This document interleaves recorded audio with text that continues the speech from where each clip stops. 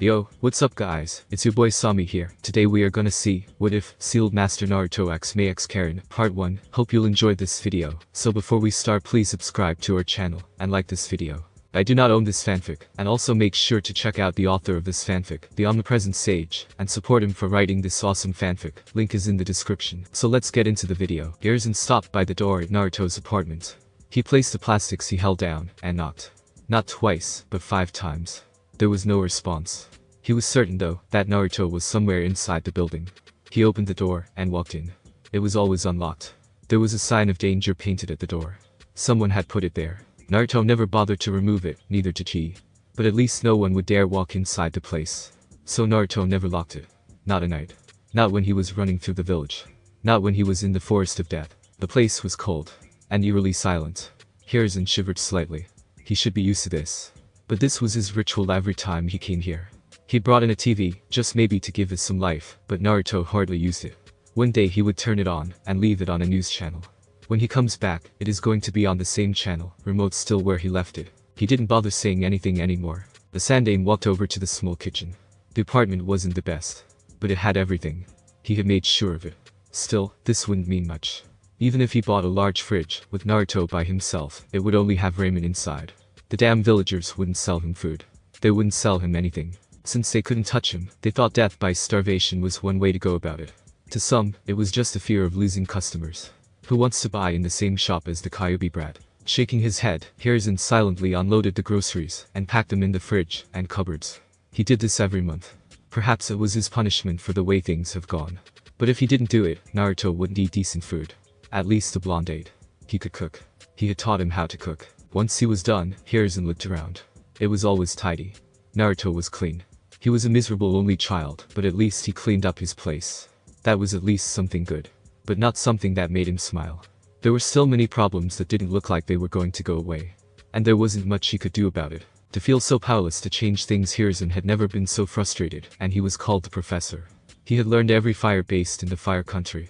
He had solved many puzzles, and yet, Naruto's life was one he could not solve. No matter what he said, the villagers would undo it with their glares and blatant whispers of contempt. Minato would be so disappointed. He walked over to Naruto's bedroom. It was a one-bedroom apartment. There was no sense of life. The door wasn't fully closed. Slowly, he opened it. It made a creaking sound. He cursed. But when he walked in, there was Naruto sitting by the window. A small boy. No more than 5 years 11 months old. His knee was raised, his other leg inside with his back leaning against the window frame. His eyes were cast outside. He had been here all this time. Just silent. Just never reacting. When did it start? How did it even come to this point? Naruto was happy. He smiled and laughed. But these days, he rarely goes outside. He spent most time sitting by the window, motionless, as if dead. It pained him. Naruto Hiruzen forced a smile, as he walked over the child. His tone was gentle. Naruto didn't react until he stopped by the window. Hiruzen touched the blonde on the shoulder. He almost startled him. Lost in thought. Naruto faced the third for a moment. There wasn't much on his face. He looked at the plastic on the third's hands. Clothes. He did need some of them. Once more, he looked outside the window. There wasn't much to look at. Just happy people. Sending glares whenever they saw him. Is it that time of the month already? Naruto finally spoke. His tone was quite slow. Month end. The time for an allowance, new food. And to open the tin he hid his savings. The Sandaime gave him more than enough. It was a pity he couldn't spend it all even if he wanted to. Most shops had a sign that said we don't sell to demons. Hiruzen nodded. I brought you something. Naruto had to turn around to look at the Sandaime. His tone had been filled with excitement. It was obvious from his eyes that he was holding himself from exploding with the news. Naruto grew curious. Maybe even hopeful. I've never seen you so excited unless you're reading that book you keep hidden in your robes. Gigi. Naruto said he couldn't keep out the curiosity in his tone. Are you finally going to let me see? Hiruzen coughed. He placed the plastic he held down. And then knelt. Naruto then turned over to him, and stood facing him. He had done it automatically without any urging. The third placed both his hands on Naruto's shoulders. His lips twisted upside down. He was apologetic. I'm sorry for not having done this earlier. Naruto stared into those confused blue orbs for a moment before pulling Naruto into a tight hug. I am sorry. Naruto stiffened sharply. He wasn't used to this. His personal space intruded. When the Sandaime didn't let go, his hands slowly moved, and he wrapped them around the old man. Warmth. It was a beautiful feeling. He pulled tighter to get more of it. He buried face on Sandaime's shoulder, enjoying the warmth. It was at moments like this that something he couldn't explain occurred to his heart. His eyes are usually water. But the feeling was good. He didn't always get it. But it was good. He couldn't explain it, but he didn't dislike it, even though it nearly brought him to tears. "You're going to suffocate me, Naruto." "I'm still an old man," Sandaime said with a chuckle before pulling away. Naruto smiled. Yes, he smiled. It was an embarrassed smile. Sorry," he murmured. Hiruzen was happy to see that smile. He cherished it for a moment. There was true hope. Not all was lost. Yes, there was hope. "Listen very carefully, Naruto. You are not going to tell anyone what I am going to tell you, and you will not show anyone what I am about to give you." He paused. "Do you understand me?" Naruto didn't have anyone he could tell. He had no friends. He didn't have a family. He was alone in this world. Maybe he could tell the old man at the ramen stand, but that was that. Yet, he was confused. Why would the old man say he couldn't tell anyone when he had no one to tell? It wasn't by design of an obsession with solitude. He had tried. He has wasted so many hours and days chasing friends. Even if he made them for a couple of minutes, their mothers would come and drag them away. "Don't play with him, don't talk to him," they would say. It hurt him. It seriously wounded him. The last friends he had made tricked him. They saw he was too eager to make friends, and then tricked him. They had sent him to the forest of death. He should have known about the danger signs on the fences. He should have known when they laughed with madness when he crawled under the fence, but he had been eager. The forest had nearly killed him.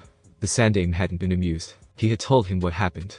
He had explained things, and then swore those boys would never become shinobi. And they never did. Naruto had stopped trying. He had stopped. He had seen the ugliness of people. It terrified him. And he didn't want to experience it again. "Why? Do you trust me, Naruto?" Naruto quickly nodded. "Yes," he said firmly. Hiruzen smiled. "It will do your life harm if you tell anyone." "I can't risk that, Naruto. I cannot risk anything happening to you." There was the chance that people would make connections. No, they would make connections. He wasn't worried about Yondaime's enemies.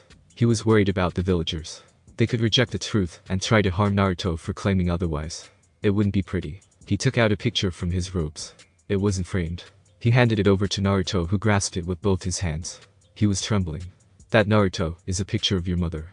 She was carrying you when it was taken. Like I told you, she died during the Kyuubi rampage." Mother. Mother.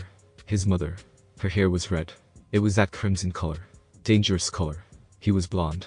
Naruto didn't question it. For the first time in his cold, brutal life filled with loneliness and contempt, Naruto had a mother. He had a mother. He wasn't the spawn of a demon. He wasn't a Kyuubi. He was born of this woman. This beautiful woman. The picture. He held it against his raging heart and walked over to his bed. He sat down. He had a mother. Those words repeated 1,000 times inside his head. Until tears rolled over his eyes. He made sure he didn't water the picture. Naruto felt happy. He felt relieved. He felt as if something had closed in his heart. Hiruzen took out a shirt from the clothes he brought. He looked at the Uzumaki symbol for a moment before nodding his head. If it was going to bring Naruto happiness, then he would do it. He sat beside the blonde, but didn't say anything. Not until a couple of minutes passed. He didn't want to ruin the moment. Hell, Anbu even came before him to tell him there was an urgent meeting with his advisors, but he brushed it off. It could wait. He had much more important matters to deal with. Her name was Kushina. Kushina Uzumaki. The same name as his. Uzumaki. Naruto stared at his mother. But he listened to the Sandaime Hokage attentively. He didn't want to miss anything. "Most of your clothes have this symbol.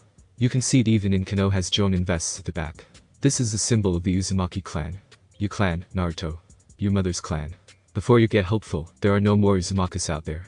At least, as far as I know. Your ancestral home. The home where your mother came from was destroyed during the Second Shinobi World War." He went on to tell Naruto the fame of the Uzumaki clan and its history with the Senju clan. He told the blonde most things. It wasn't a happy thing since the clan was destroyed, and Uzu was nothing more than just ruins. But he believed it would give Naruto a sense of belonging. No matter what people say to him, he would know he came from somewhere, and his mother once belonged to a prestigious clan. "Jiji, will you take me to Uzu? I want to see it. I want to see it." He said those words with hope and excitement. Hiruzen frowned. But he didn't let it show to Naruto. Perhaps if he saw it, he would fully believe. It was one thing to be told about something than seeing it yourself. "I will clear my calendar and take you there," but he pressed his index finger on his lips. "Don't tell anyone about it. When we go, it will be just the two of us. No one in this village will know." Naruto nodded vigorously. He would not tell a soul. And Naruto had his eyes closed, standing on a tree branch in the middle of the forest, feeling the pressure of the wind. When it came to hiding his presence, Jiraiya was a master. To suggest that the perverted geezer learned this trait in order to peep would not be far off. Jiraiya had perfected his lustful desires. He could deprive himself of sleep trying to figure out the defenses of a hot spring that was locked away to hide from perverts such as him. He didn't open his eyes when the Sannin flashed in behind him, in midair. His right foot blasted the airwaves as it moved towards the back of his head. On his left hand, Naruto held a kunai before ducking under the fast-coming kick. The moment it went above him, his body twisted in blinding fashion while he leapt into the air, getting away from the tree branch. Jiraiya grinned as Naruto faced him. He could see the kunai on his left hand. Naruto was deadly precise with those. It was always coated with chakra. Without blinking, the blonde flung the kunai. The hand movements weren't extreme. It just seemed as if he was flicking it. But the speed in which it traveled was dangerously fast. The grin on his lips disappeared. The toad sage bent his body backwards, his head facing the heavens, as the kunai blasted past him. He felt the wind brush his face as it went by. The kunai hit a tree, blasting past it. Jiraiya didn't have the time to adjust his body, as Naruto flashed above him, a Rasengan on the palm of his right hand. He cursed the blonde's speed. The Rasengan was slammed into his chest. When it connected, the Sannin exploded into a puff of smoke. Kaden. Fire Dragon's breath. Jiraiya breathed out a stream of crimson flames from his mouth. He was standing on the ground, looking up, as the flames rushed up towards Naruto who was still floating in midair, body positioned slightly horizontal after the momentum of his Rasengan. Looking at the incoming flames, Naruto moved his right hand across his chest. He closed his eyes, and then snapped his fingers. A wave of his chakra was released from his fingers. It was invisible to the naked eye. The wave covered a certain distance, but what it did was blast the oxygen away. The effect lasted for no more than 2 seconds. The flames that had been coming towards him simply died off, just like that. It was the weakness of flames. They needed oxygen to burn. Regardless of power and speed, as long as there was no oxygen, the flames would not burn. Ah, he loved him. "You're wide open," Jiraiya announced. He was on Naruto's right side, still in midair. There was no more warning when his right foot slammed onto Naruto's shoulder, sending the blonde flying away. As the force of the kick carried him, Naruto avoided wincing. Jiraiya's physical attacks carried a brutal kind of strength. He flipped several times with his senses fully functioning. As he was about to pass a tree branch, he stretched out both his hands and grabbed it. He attempted to swing forward, but Jiraiya once again appeared. The Sannin was right in front of him. The man punched him on his chest. When the brutal punch connected, Naruto burst into a cloud of smoke. Jiraiya frowned before flashing away. He landed on the ground and leaned against a tree trunk. His eyes flashed open when he sensed something coming in fast. He couldn't react when a kunai went through on his right. It cut slightly his cheek before piercing through the trunk of the tree. Jiraiya sweated as blood dripped from his cheek. His heart pounded a bit with relief. That could have opened his skull had it been intended to do so. "You're getting destroyed." Naruto was in front of the Sannin, his right foot weaving through the air before slamming on his chest. The attack planted the Sannin against the tree. With his foot still connected with Jiraiya's chest, Naruto formed a smaller Sengen in the blink of an eye. As he retreated his foot, he was driving towards Jiraiya's chest. The Sannin dropped to the ground, and Naruto collided with the trunk of the tree, breaking it. As the tree began to fall, Jiraiya did a leg sweep, making Naruto off balance, and starting to fall backwards. The Sannin flashed above the blonde. Naruto quickly crossed both his hands above him, as the back of Jiraiya's right foot came crashing towards his face. His defense held firmly, and Naruto quickly grabbed Jiraiya's foot. He balanced himself quickly before spinning around in quick motions. He flung Jiraiya towards a tree. Fuden. Wind bullet. He spat out a bullet of wind from his mouth. The bullet hit Jiraiya on his chest, and propelled him further backwards. His back crashed into a tree with a sickening thud. Naruto was right before him, not easing up on his attack. He held a sword, coated with wind chakra. He swung it horizontally, and seemingly cut through both Jiraiya and the tree, but the Sannin turned into a log. Jiraiya was behind Naruto, crashing down. His hands were held together, creating a giant fist. He slammed the hammer down with all his strength, hitting Naruto on his right shoulder. The force caused Naruto to fall to his knees, dropping his sword as his hand trembled and throbbed painfully. The Sannin wasn't done. The moment he touched down, he lifted his right foot, kicking Naruto on the back of his head. It was brutal. It forced Naruto to hit the trunk of the tree he just cut with his forehead. A sense of dizziness gripped his mind for a moment as his vision blurred. Birds chirped for a second. Jiraiya grabbed him, and then lifted him up into the air.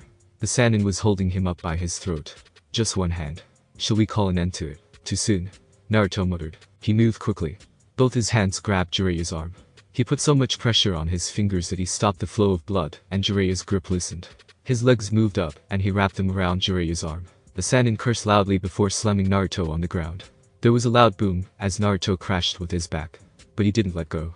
He even started twisting the arm. Jiraiya started tapping on the ground comically before yelling, "Naruto, you are going to break my hand. Do something about it." Naruto yelled back, careless of Jiraiya's pain. "You shitty brat, if you break my hand, I won't be able to do research properly. That is worse than death." Naruto shrugged. "It will save you from pain, and women will have their dignity back." Jiraiya cursed once more, and used his free hand to form a hand seal.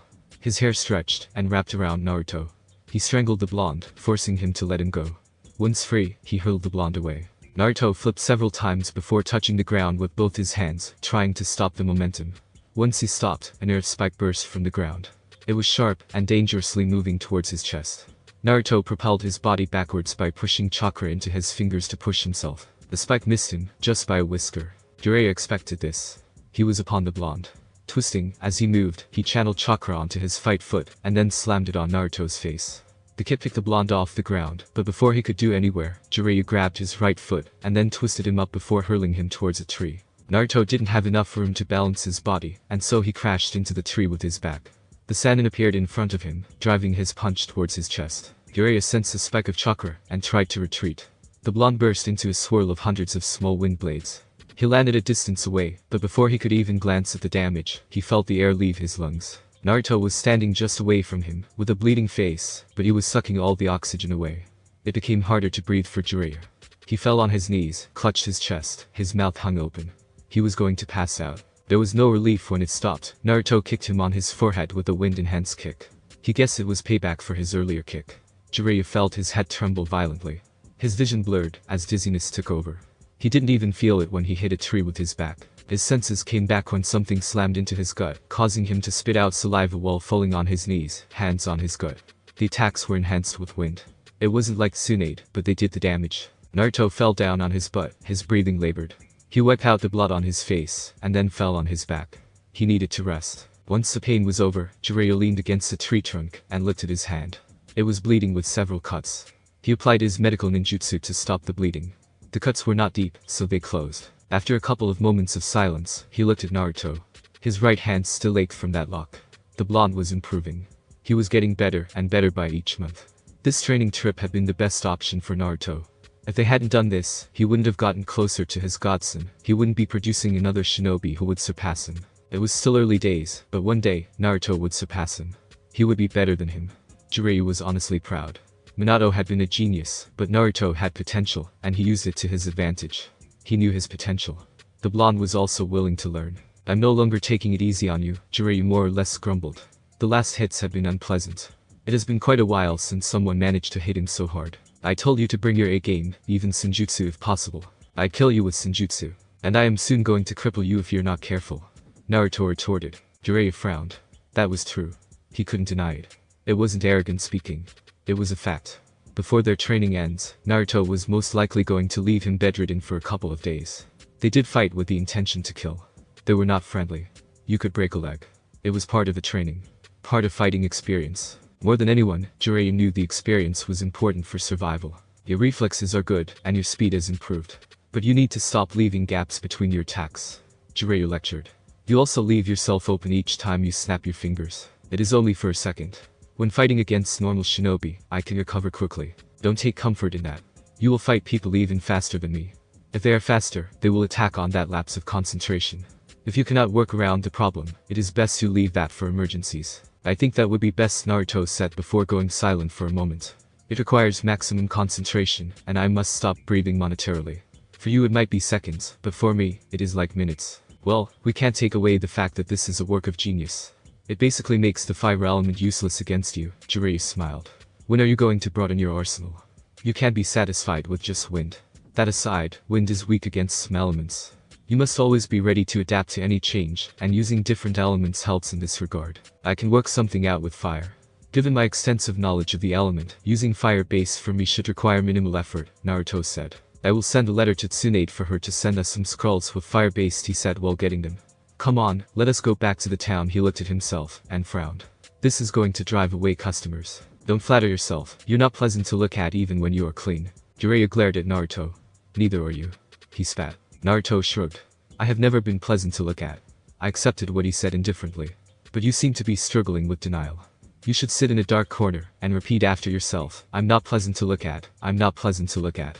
I know it will finally click in. Jiraiya didn't ease up on his glare. The cold dark humor. Sometimes Jiraiya questioned Naruto's sanity. But he knew there was no harm. He was used to it. They would be laughing any moment. It has always been like this. At least he was with his godson. Who else did he have? The Sandaime was gone, and that had truly shattered the blonde. The old man was everything to Naruto. And when he died, without saying a word to him, Naruto suffered. And then there was Sasuke. The cursed Uchiha. Thinking of him made Jiraiya angry. Well, not since they left Konoha has Naruto brought up the subject. Not once, not ever. Hell, the blonde didn't even talk about Konoha. And Jiraiya didn't push. He was getting close. There was no need to venture into territories Naruto didn't want to touch. But he understood that they couldn't ignore it forever. They would have to talk about it because sooner or later, they would have to return to Konoha. You could at least try to be nice. You know my heart isn't that strong anymore. He said with mock misery, feigning to be 100 years old. All people are locked up in their homes, Naruto said. He sighed and stared into the heavens. What do you think is up in the sky where we cannot see, sensei? Jiraiya cast his eyes into the clear sky. He stared for a moment before shaking his head. I don't think there is anything there. I don't think there is life there. Interesting, isn't it? Naruto said. What? You say there is no life there, but up there is where this world receives its life. If the heavens do not make clouds for rain, the trees, the animals, the grass, these things will die. The rivers will eventually run dry, and people will be next. There is no life there, and yet, it is where we receive our lives. Once again, Jiraiya looked into the sky. He couldn't argue with the blonde on that note. One thing he has noted about the blonde was that he was deeply knowledgeable about many things. And he knew how to apply his knowledge. Perhaps it was the wisdom he gained from spending much time with the Sandaime Hokage. When you spend time with people, something about them also rubs off on you. That is nature, Jiraiya said. Naruto nodded. Yes, nature. So beautiful, calming, and yet it can be so dangerous. I like nature. He said before changing the subject. I have been curious, you have no shame, have you ever tried peeping on Tsunade? Jiraiya's body froze. Yes, it was more of a whimper than anything. He could never forget that memory. He still had those wounds from the beating she had dished on him. He fought with the crazy side of him that said it was worth it because he had nearly died literally. Tsunade had pummeling him hard. She had broken so many bones. Worse, she healed him after doing it, and then threatened to beat him into the brink of his life again if he tried it once more. Well, those had been younger days. He could escape now, but he wouldn't dare try it again. He had learned his lesson. Judging by that response, you must have received quite the beating. You don't know half of it, Jiraiya said with his eyes closed. He swallowed hard to banish the memory. She nearly killed me. Since then, I say anything to her, but never again. Never again. But you did see, right? Naruto glanced at Sannin. It must have been something else. She must have been a very delicate young lady when she was younger. She was, Jiraiya said. She is still beautiful, he added. Naruto didn't comment on that. He just nodded. Without much being said, the two headed back to the town. The walk was silent, both in their thoughts. Jiraiya was thinking about what they had to do next, while Naruto was thinking about certain things in his life. Once they reached their motel, Jiraiya took a shower and changed his clothes. There was no need to rest for the Sannin. He was going out, and likely not to return for the night. Naruto didn't question it. He knew what the Sannin was going to do. They had chosen this town because of its fun activities. There were casinos, brothels. Jiraiya's kind of hunting ground. He loved places like this. He always danced with joy when he thought of what kind of material he was going to gain through his peeping work, or getting drunk with young girls who giggled and laughed hysterically whilst he told them his legendary stories. The man walked out of the bathroom, already grinning madly. You could see it in his eyes, his body language. He was going to have fun. Well, the past 4 days had been spent training vigorously. The man probably felt he needed to reward himself. Jiraiya contained himself and walked over to the window. He opened it and then turned back to face Naruto. We are going to leave this town in the next couple of days. He said a bit seriously. They never stayed at one place for too long. The longest they had stayed was 2 months. They were always moving around, seeing different places. Sometimes they didn't even camp with people. They would stay in the middle of nowhere. For survival, it was hunting. They always made sure there was water close if they were going to camp in the middle of nowhere. We have stayed long enough, and I am certain that by tomorrow, you'll no longer be able to walk in the streets without women chasing after you along with their husbands. Jiraiya glared at Naruto. It had happened at their last village. It hadn't been fun, and he had been forced to depart early. He was surely not going to return to that village again. He would be burnt on a stake like a witch if he returned to that place. There were wanted posters of him in good spots. And whose fault was it that I was nearly killed? Naruto shrugged. You left without giving me money for food. What was I supposed to eat? You're a man, you need to make a plan, and you didn't have to expose me like that. I wouldn't need to make a plan if I wasn't forced to use my money to bail you out after you lost your wallet when running away from one of your conquests. Jiraiya smiled. Remembering that day, that had been truly a good day. That woman had assets as big as Tsunade's. She was just sitting there in the water, never minding her nudity, doing things to herself. Jiraiya had never been quite pleased. Anyway, he fought the blush gracing his cheeks. When I come back, you must be ready. I will look for a mission you can do. This time, it will have to be difficult. Naruto sighed. So, you'll be gone for a couple of days. The Sannin nodded. He took out his wallet and stared at his money. He glanced at Naruto and then his money. He frowned. If he didn't give enough, Naruto was going to hunt him down and ruin things for him. He counted a few bills and put them down. I put enough food and some fun, he finished with a grin. With that, he jumped out of the window and was gone. Naruto shook his head and walked over to the window. He leaned against the window while sitting down, his right foot close to his chest with his left touching the floor inside. He rested his right hand on his knee and stared down at the streets. This was his comfort zone. How many days has he seen, sitting like this? He couldn't remember. There were too many to count. Almost every day he had a window, he performed this ritual. The streets filled with people. Mothers walking with their daughters, boys chasing each other, drunkards walking past with a stench that turned people away.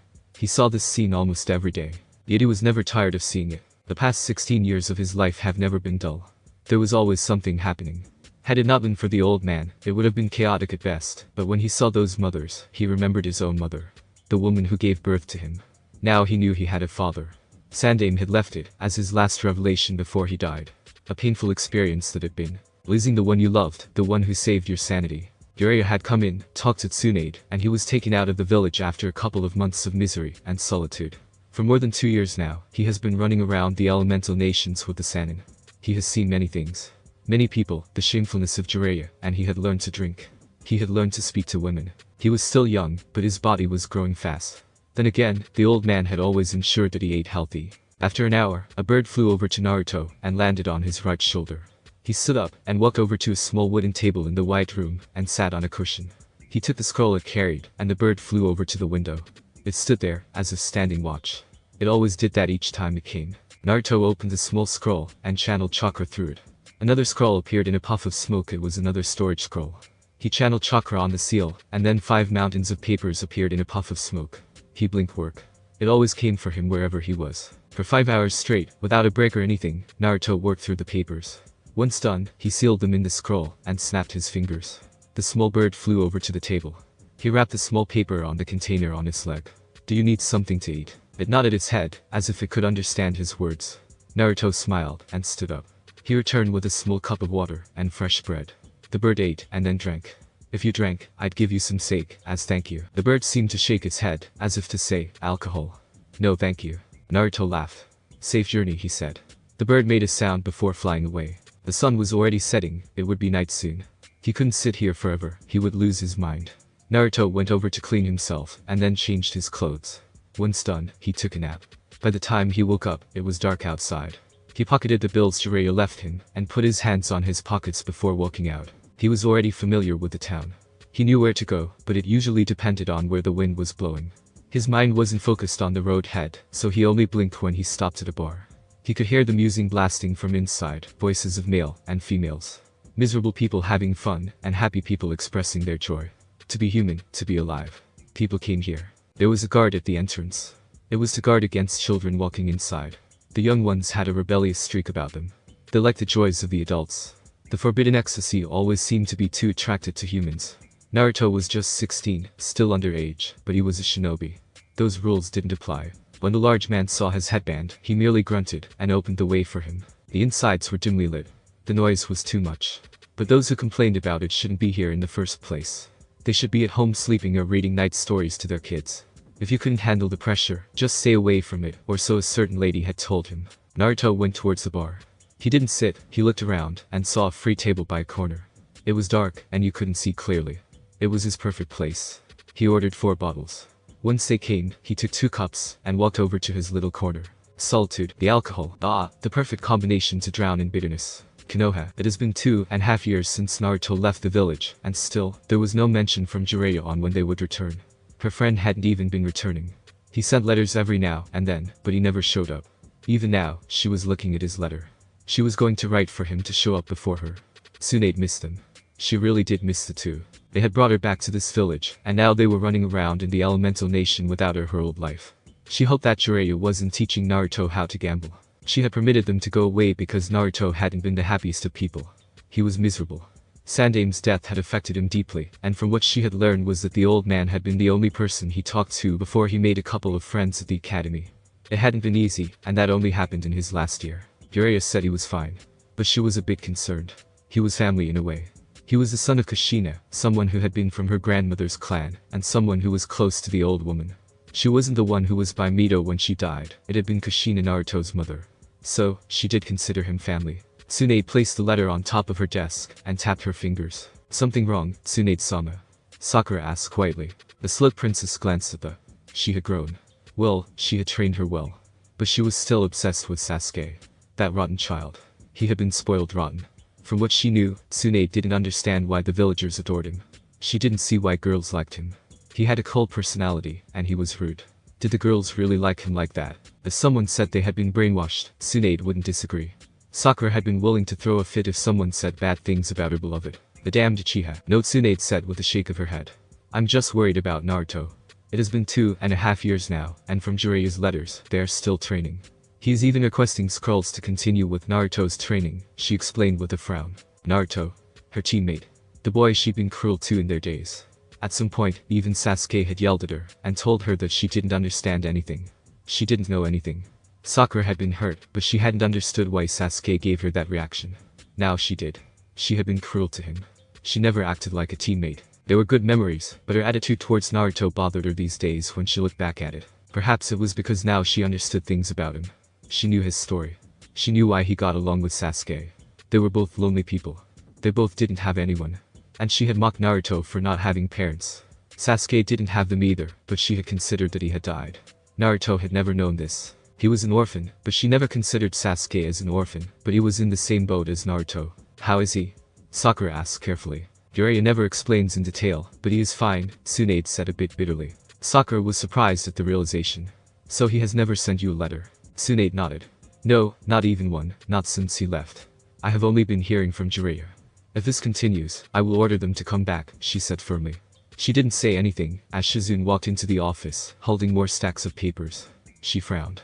Why do you have to bring that load now? I just finished another one. It is going to pile up if I leave it, Shizune said calmly. There is also this, she said, handing a report to Tsunade. Dame looked at the report for a moment before frowning. Troubling news. She didn't need it now. She closed it, and put it in the drawer on her desk. She handled the letter from Jiraiya to Shizune. Please make sure you get everything in the list, I need to send them to Jiraiya. Shizune looked at the list. She left quietly without saying another word to Tsunade. Once Shizune was gone, Sakura took the opportunity to ask. Anything on Sasuke? She asked hopefully. Her eyes widened, she didn't want to miss anything on Tsunade's face. Tsunade shook her head. Still nothing. Well, he is with Orochimaru, he is rather difficult to track down, she frowned. But we must find him. The time is coming for Orochimaru to change bodies, and if we don't act, he might take Sasuke's body. That will be over for the Uchiha. Sasuke-kun won't let that happen, Sakura said firmly. When Tsunade merely stared at her, she sank down a bit, and became nervous, and worried. Do you think he will? That is the only reason Orochimaru gave him the cursed seal, Tsunade said. That aside, Naruto did say Sasuke said he was going to sell his soul to the devil to get the power to kill his brother. If it means giving his body to Orochimaru to kill Itachi, then he might do it. I wouldn't even be surprised if Orochimaru manages to twist Sasuke into allowing him to get his revenge for him. For a moment, Sakura's body froze. If that happened, she would never see her beloved. He would become Orochimaru. They really had to find him. If Tsunade wasn't winning, she would look at herself. Can't you ask Jiraiya-sama to do something? I didn't want to burden him, but it looks like I don't have a choice, Tsunade said. 4 days after Jiraiya left Naruto, it was in the afternoon when Jiraiya returned. He found Naruto sitting motionlessly by the window. Perhaps it was something they had in common, but he never sat there like he was dead. Naruto never even used the window like the door. Never ever. Jiraiya had never seen it. Even when he was sitting there, and had to go out, he would exit through the door. It was strange, but Jiraiya never questioned. That took you long enough, Naruto said without turning to face the Sannin. I'd stepped out of the town to receive some information, Jiraiya said, as he sat down next to Naruto. He had his back leaning against the wall, the blonde on his left side. You know my network is very busy. I know, you sometimes leave for a month chasing shadows, Naruto responded. He glanced down at the Sannin for a moment. What did you discover this time? Jiraiya realized there was no hint of curiosity. Naruto was rather good at it. He was never too eager to learn anything. Even when he was asking things considered secrets, he never showed you how interested he was. Sometimes it made it difficult to tell if he was serious or not. Jiraiya had learned to just say he didn't have to know. If Naruto was asking, he wanted to know. It is about Yuzu. He looked up to see Naruto's reaction. There was nothing out of fashion. My ancestral home, Naruto said a bit lazily. There were many rumors going on about the land of whirlpools. The village had been reborn, but no one knew who did it and how it came to be. Suddenly one day, people just heard the rumors, and the Wave Country confirmed it because they traded with the village. What bothered people was that the land was being led by the unknown someone who was called the Emperor. No one has seen him, not even the people within the village. Considering how the village saw its end during the Second World War, I'm certain some people are very nervous. Naruto added, his blue eyes staring outside once more. Jiraiya nodded. The village had been destroyed. It hadn't done anything to anyone. The Uzumakis didn't fight in wars. They were a peaceful nation, but yet, they were powerful. People were nervous about their power, and ended up plotting their complete destruction. Now, there were just remnants of the clan. But with the village restored, did it mean that there were many other survivors of the clan out there, and they had regrouped? The Wagakure is the one that is most agitated, Jiraiya said. They are concerned because if it is really the Uzumaki, they might have an enemy with a grudge. That is one way to look at it, Naruto said. Jiraiya raised an eyebrow. He would not forget, Naruto was Uzumaki. Even though he didn't live there, it was still his ancestral home, and his mother had come from there. How would you look at it? Naruto shrugged indifferently. My clan was peaceful, they did not support wars, and they did not fight. They were allies of Konoha, but never partook in the wars. They didn't start trouble with anyone. They were hidden in their village, minding their own business, and yet some people felt threatened by them, and decided to destroy them. What would you feel about that, sensei? There was no anger, no emotion, nothing in Naruto's tone. Again, Jiraiya couldn't tell what Naruto thought. As those blue orbs glanced back at him, there was a hint of curiosity in how he would respond to the question. It is a difficult one, but you cannot say that what Iwa and its allies were just. It was wrong in every sense of the word. Yet, nothing was done, not even by Konoha. Again, Naruto looked outside the window. Our world is in fairer times, sensei. People with power always do what they please. Sometimes right is decided by those with power. I know that, believe me, I know. There was bitterness in Jiraiya's tone. This is why it is my desire to change this world, he said with burning passion. I admire your passion, sensei. I'm sure my father shared it as well. Of course, Jiraiya said with a grin. It is why he named you after the hero of my first book after all. Ah, yes, that book. You said my father liked it. I think I like it as well, perhaps for different reasons, but Naruto wouldn't say. What would you have done in that situation, sensei? In a world you desire, would you have allowed Iwa and its allies to get away with what they did? Their action was nothing but a slaughter of innocents. I say this not because it is my clan, but looking at it as someone who has listened to your desires. Jiraiya thought for a couple of moments before shaking his head. I don't know, Naruto. Iwa would say they were justified, and they wouldn't back down. Anything more forceful would result in bloodshed, he said. But if you have listened to me, you will know that I still don't have answers. Naruto nodded. Which is indeed a pity, the blonde said. What of Kiri? They're the ones I should be most worried about. Kiri is a bit far, and we don't generally go there. It was locked up in a civil war. But I heard that the war was over, and that a new cage has been named. I'll go there sometime, Jiraiya said. Naruto didn't say anything else on the subject, he just nodded, and asked. What is new in the information you received? There are still many things we don't know. Getting inside is near impossible. I'd have to go there myself. But since it is something that will require time, I can't do it now. I would have to be away from you for a long time, and there are dangerous spies getting killed there, Jiraiya explained lightly. I want to focus on our training now. But I am checking Iwa's movements. What are they doing? Nothing, as things stand, but they are watching. I wouldn't bet against them preparing naval forces to prepare for an invasion if they feel they might be attacked. Kill them first before they kill you, Naruto said. It was the cold truth. Jiraiya could only grunt in response. What would you do if it came to that? Naruto took his time before responding. I don't know what he said. You said we do a mission when we leave. The Sannin nodded. Are you ready? He asked. But let me correct you, I never said we. Naruto looked at the Sannin curiously. Why don't I like the sound of that? Jiraiya smiled. There is nothing to worry about. The Togakure, Kukukukukuku Orochimaru laughed with throbbing joy, seeing Sasuke fight. He was sitting on his throne. The Uchiha was excelling, and moving faster than he had anticipated. He had been right after all, and the Uchiha was a good candidate. But then again, he was never wrong, was he? He was usually right because he made calculated moves. Kamamaro had turned out to be a failure because of his illness, but Sasuke was perfect. The Sharingan would finally be within his grasp, and he would make sure that the body would last him. It was a pity he could not sit Sasuke on a chair, strap him up, and then begin to bisect him up close to what actually happened inside the Uchiha's body. Well, he just had to be patient. He would do it once he gained the body. He didn't have a problem with cutting himself up. Orochimaru went through a fit of coughs coupled up with blood. He frowned. This body had reached its limits. He really needed another host. He couldn't move freely now. And very soon, he would be bedridden, unable to do anything. Kabuto walked up to him, medicine. Dutifully, the nin gave him his medicine before glancing at Sasuke who was fighting in the hall. He is improving splendidly, he said. Should we inform him of Naruto-kun's improvements, as well? Orochimaru shook his head. Let us leave that for now. It might come in handy, as a form of motivation, he said. Did you bring what I asked for? Kabuto nodded. I've also found something interesting that you might like to know, he said, lifting up his glasses. Orochimaru eyed Kabuto. Was he being teased? If the man knew he was going to like it, why didn't he just say it? Kabuto was loyal, but sometimes Orochimaru questioned it. He smiled. What is it? It appears that Gurren has once more surfaced in Uzumaki. Orochimaru blinked. Oh, that was indeed an interesting piece of information. His former number 2 had vanished from him along with that boy. He hadn't bothered chasing after them because they were no longer useful. Gurren had done what he needed her to do. Perhaps the only thing she could prove was that of danger to him was about what she knew. Well, she has been gone for about a year now, and nothing has happened, so he thought he was safe. That aside, he hadn't thought she had gone to join another village. Well, that could be troublesome, since we don't know anything about the village, Orochimaru finally said after weighing up his thoughts.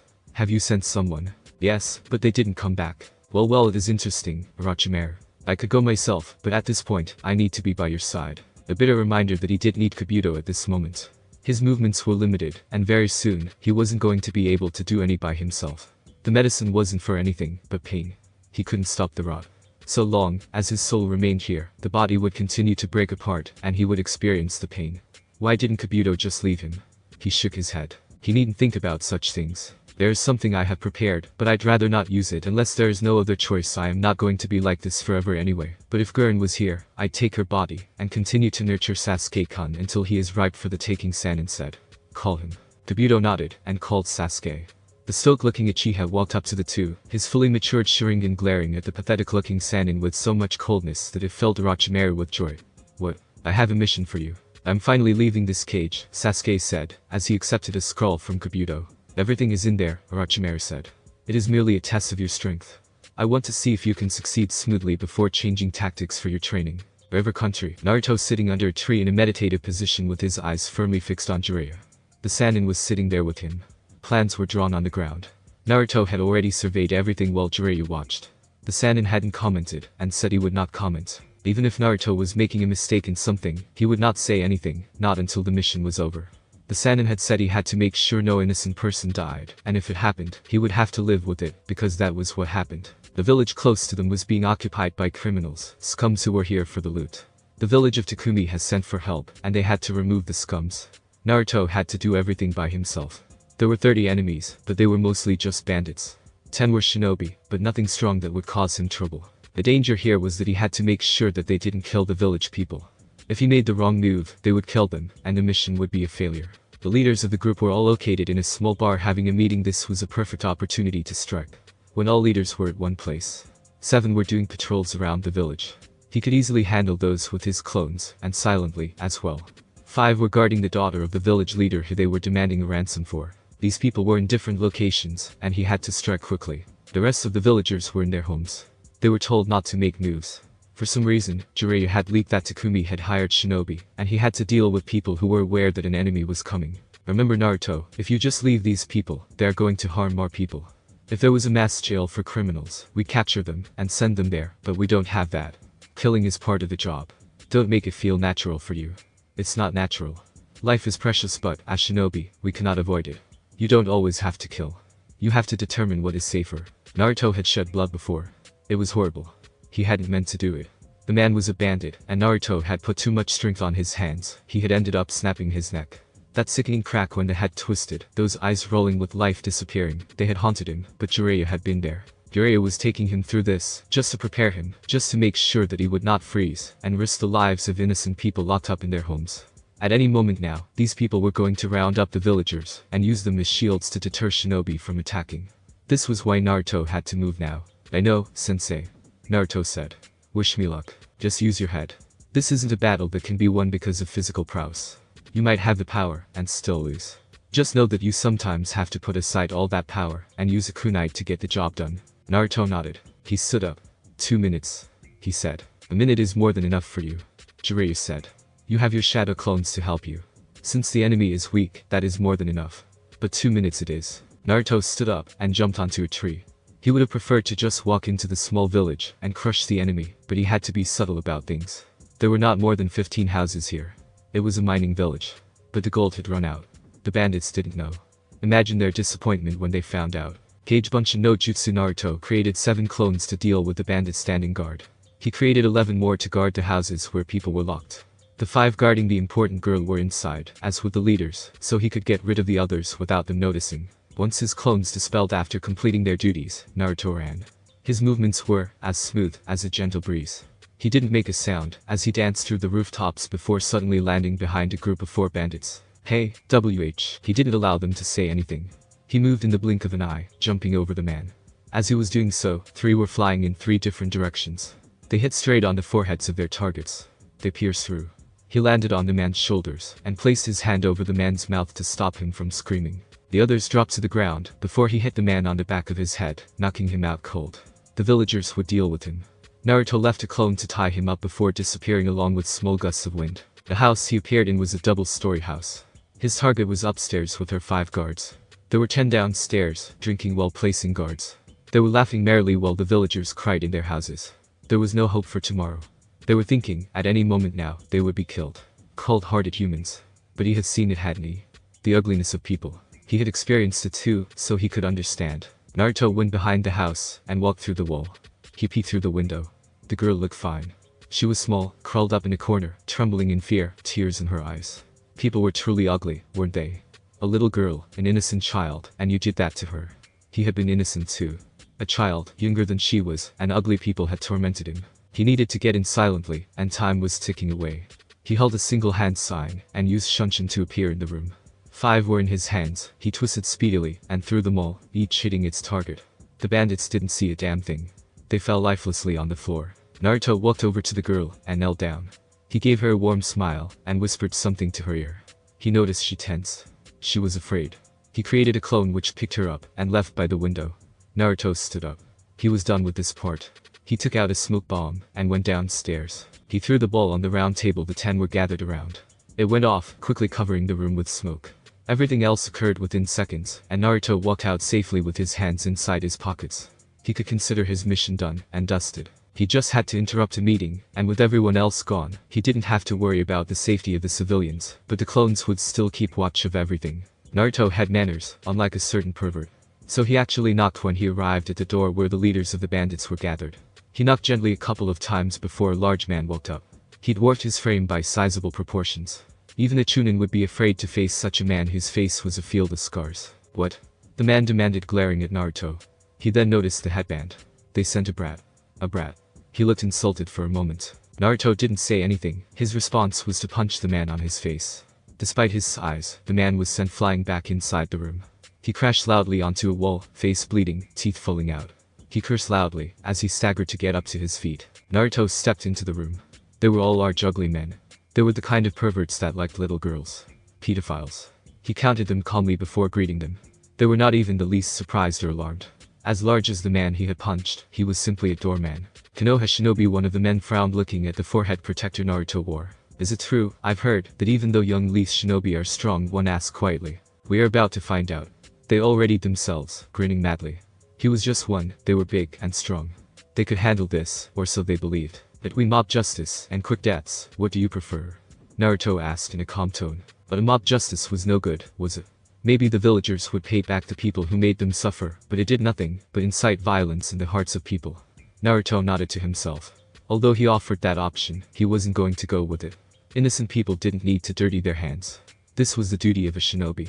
We picked neither option. The first one lunged towards him, attempting to plant the base of his foot on his face. Naruto sidestepped the large food and raised his right hand, channeling chakra through it.